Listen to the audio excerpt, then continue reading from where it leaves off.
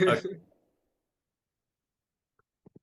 All right. Well, thank you for being here, everybody. And it's with a huge delight that we have our guest here today.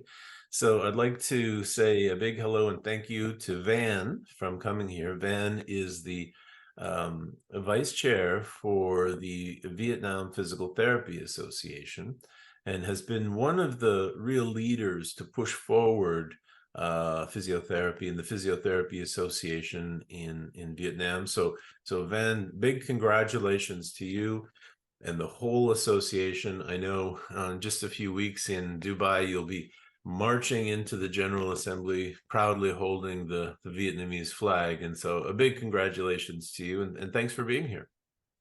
Yeah, thank you for your kind words. Awesome. Um, yeah, so now I introduce myself. Yeah, why don't you go ahead and say a few words about yourself, please? Yeah. Yeah, okay. So my name is Van. I'm a vice president of our Vietnam Physiotherapy Association, and I'm also executive board member of Asian Western Pacific region of World Physiotherapy. And I'm very happy to be here and meet you today. All right. Well, then you know the purpose of these series of quick leadership talks is, not to spend a whole lot of time, but just a few minutes of and just answering kind of three questions. So without delaying too much, why don't we just start? So can you tell me a little bit about the opportunities and threats for physiotherapy in your region over the next 5 to 10 years? What would be your thoughts on that? In the region or in Vietnam, you In mean? Vietnam and sort of primarily in Vietnam. Yeah. In Vietnam, I think the opportunity that more and more people now aware of the role of physiotherapy and the threat. I think I'm thinking uh, a lot when the professional growth. So you got a lot of I don't know how to say English. Sorry if my English is poor, but now in Vietnam, a lot of other profession they trying to take over the job of physiotherapy. So they said, "Oh, that's my job as well."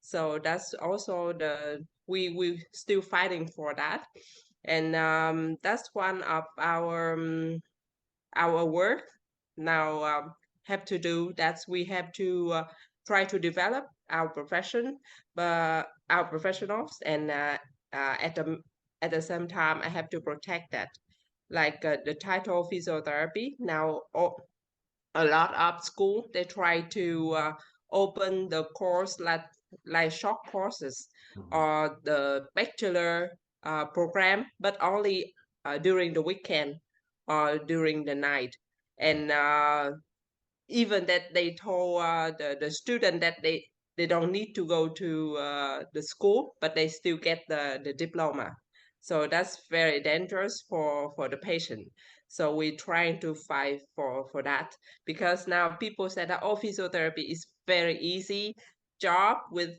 just a passive movement or just teach people how to work so it's very easy and get a lot of money so they're trying to get more and more program in Vietnam. So that's what we feel very um, annoyed with that. Yeah. Yeah.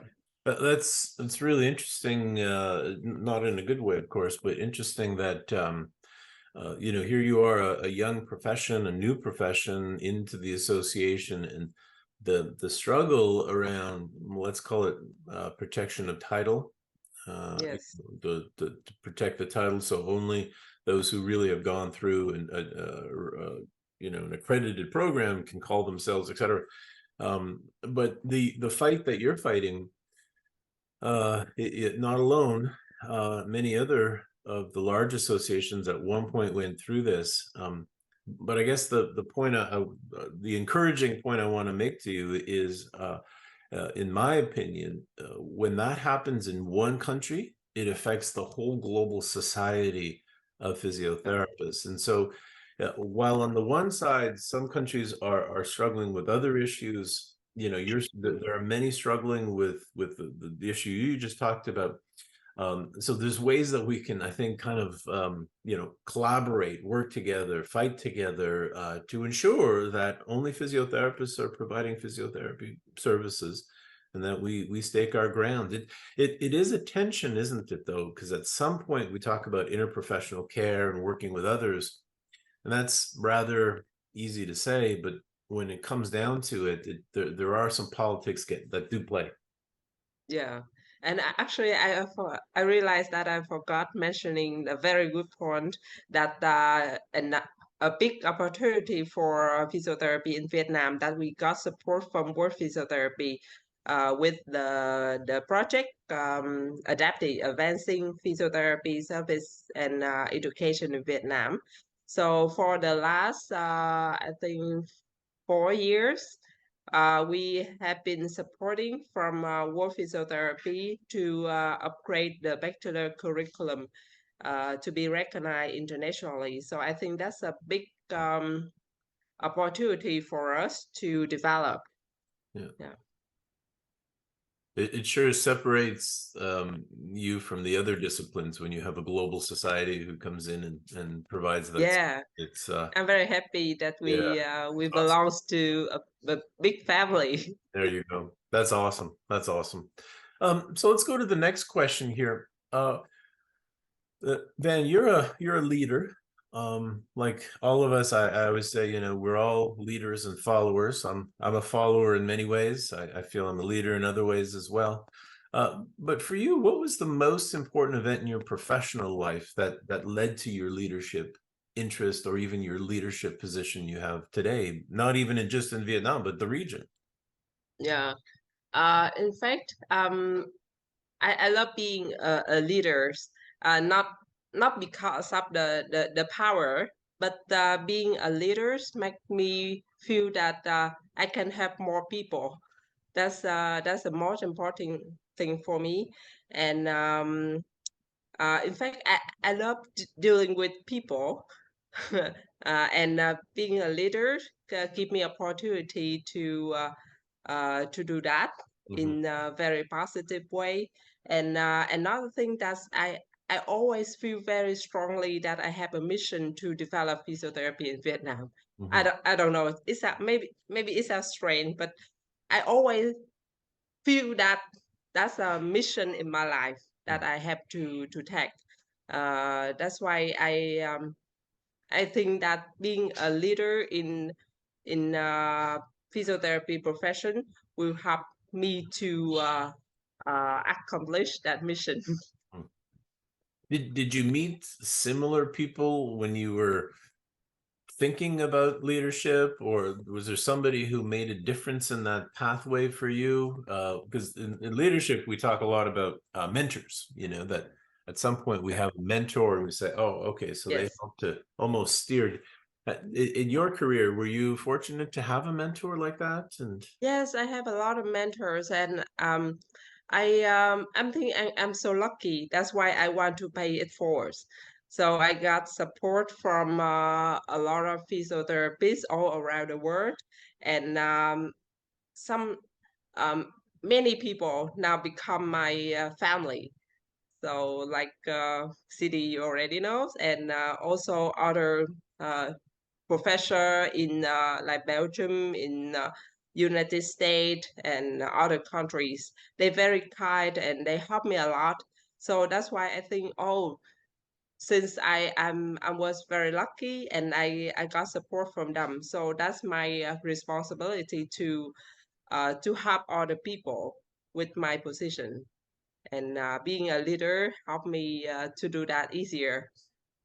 yeah, that's great. Yeah, mentors sure do that to us, don't they? They open up doors when we think they're Yes. closed, and And that's I'm thinking about a saying. I really like that instruction does much, but encouragement does everything.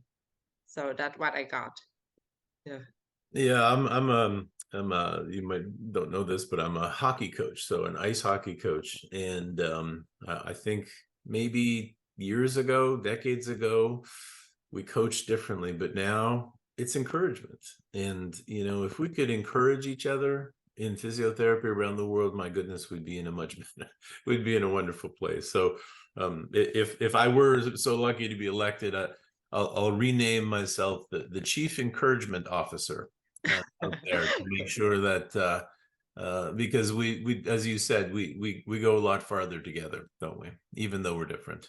We're one, but we're different. Okay, so Van, the last question here, and I super appreciate your time on a Sunday here, but this is kind of a little different of a question, but what advice would you give your new graduate self if you could? If I could go back in time and talk to myself, I would say that to myself that, oh, you chose the right profession.